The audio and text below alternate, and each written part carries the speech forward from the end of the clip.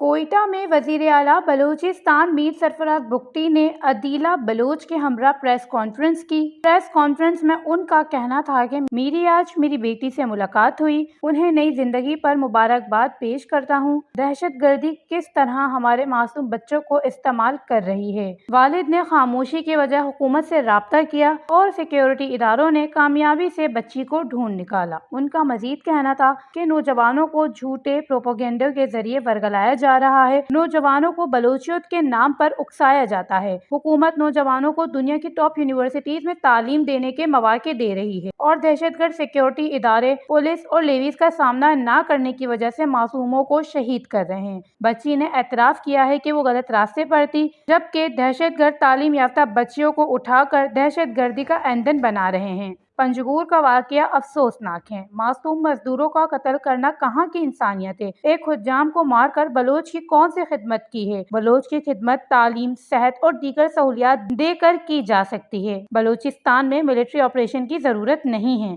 बस वालिदैन अपने बच्चों पर नजर रखें। सरफराज बुगटी का मजीद कहना था, हम बच्चों को अच्छी तालीम देंगे, नौकरियां नहीं बेचेंगे, हुकूमत इंतजामिया को कारोबार नहीं करने देगी। हमारे लिए करप्शन सबसे बड़ा चैलेंज है, क्योंकि हुकूमत की भर्तियों को फैक्ट्री समझ लिया गया है।